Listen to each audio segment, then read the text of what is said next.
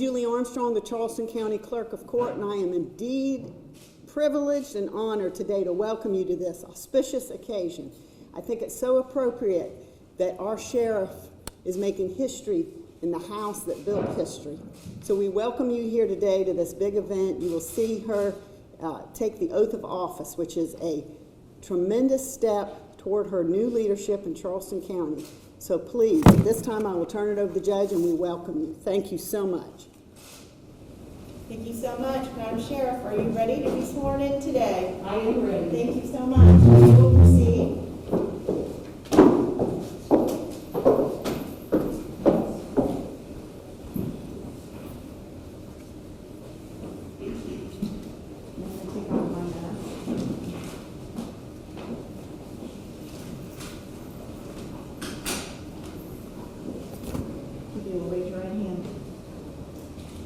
Repeat after me. I do solemnly swear. I do solemnly swear that I am duly qualified. that I am duly qualified, according to the Constitution. according to the Constitution of this state. of this state, To exercise the duties. to exercise the duties of sheriff. of sheriff of the county of of Charleston. the county of To Charleston, which I have been elected. to which I have been elected, And that I will, and that I will, to the best of my ability, to the best of my ability, discharge the duties thereof. discharge the duties thereof, And preserve, and preserve, protect, protect, and and defend defend the Constitution of this state the Constitution of this state and the United and the States. United States. So help me God. So help me God. Congratulations, Sheriff.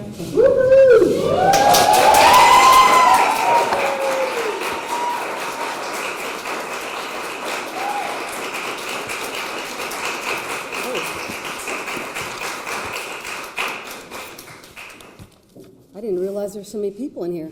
I didn't know I had that many friends. What a ride, guys. What a ride.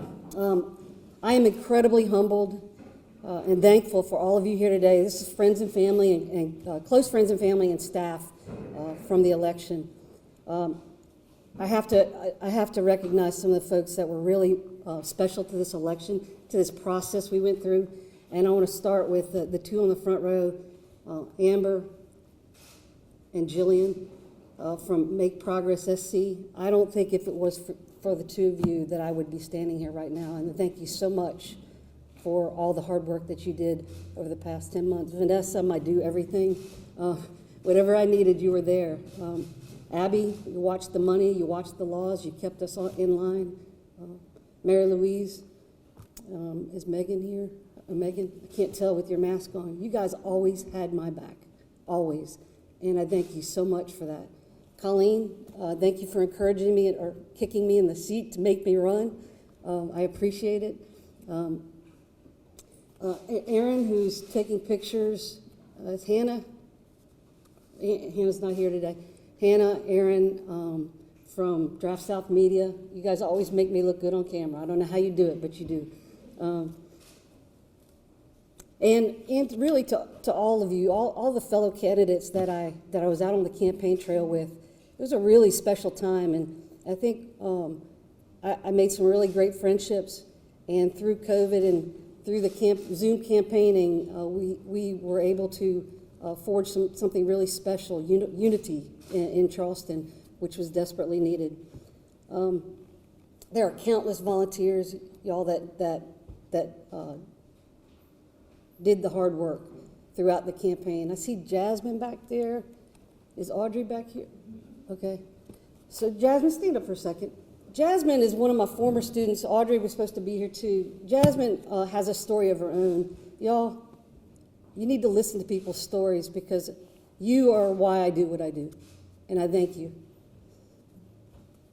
In friends near and far, I have friends all over the country that have, and all over the world really, that have really encouraged me to stay the course. And I could not and would not have done it without my family. So I see my mother-in-law on the front row. Thank you for feeding my soul and my belly when I forgot to eat so many times. Whitney Ann and Temple, my sister-in-laws, you guys are the best travel buddies. I can't wait for our celebration trip. And Elizabeth, gosh, you know, this woman, I could not and would not have done it without you. You stood by me no matter how crazy my ideas were. You let me go. You let me follow my dreams, and I couldn't ask for a better partner in life, and I thank you. And to Stokes and Lex, those two handsome young men on the front row, we can't wait for you to spread your wings. Your mom and I are so proud of you guys, and we're ready to see you soar, so keep it up.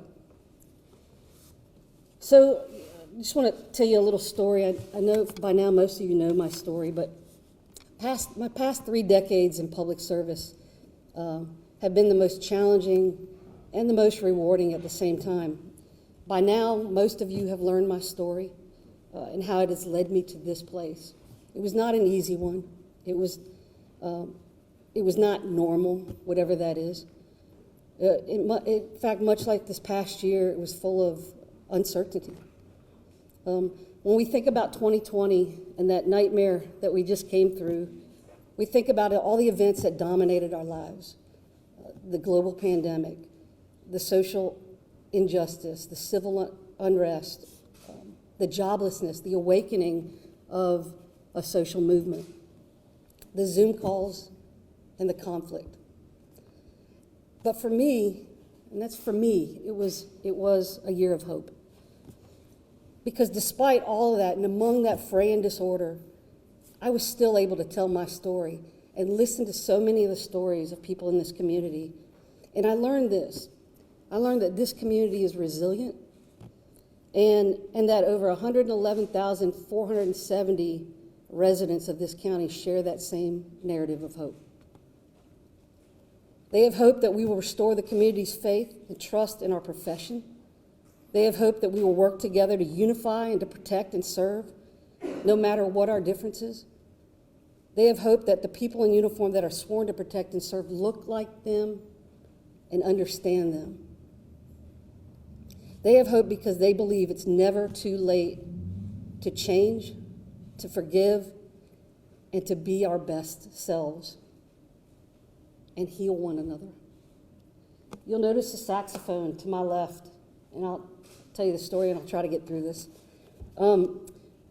This saxophone represents somebody in my life who was not present in my life for much of it until the last couple years of his very own.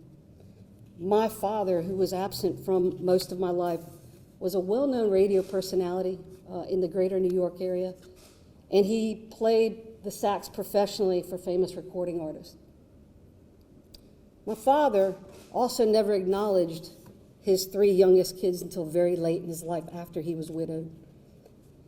He eventually battled cancer, and the complications from that are what ended his life. But it was through those last 2 years, and specifically 3 weeks before he died, Elizabeth and I visited him in the hospital in New York, and I had to tell him, and I told her I have to tell him that I forgive him again, because he had been absent all those years. Because I knew in my gut that I would never have that opportunity to tell him again. I didn't know for sure that he had forgiven himself until his funeral. You see, my dad, who was used to recording his own voice on the radio and his music in the studio and on the stage, had recorded his own eulogy. And in his own words, and to the faint sounds of that saxophone playing in the background, he let us know that he was finally at peace. I remember sitting there and how calming that was for myself and my siblings, who weren't really close because we didn't really know each other that well. And it brought us to a place as a family that we had never been, that we'd never dared to go. Friends, I tell you this because despite all that has happened in this past year, in 2020, I have more hope than ever that we are going to be just fine. We're going to be fine as a community that's fractured, as a profession that's flawed, and as a people who are forgiving. My friend Chris has the ability to tell the story of hope through his music. I've never heard anyone play a saxophone like my dad until I listened to Chris. And I asked him to come here today to let you see for yourselves how calming the music can be if we just have hope. Hallelujah, Chris. Thank you.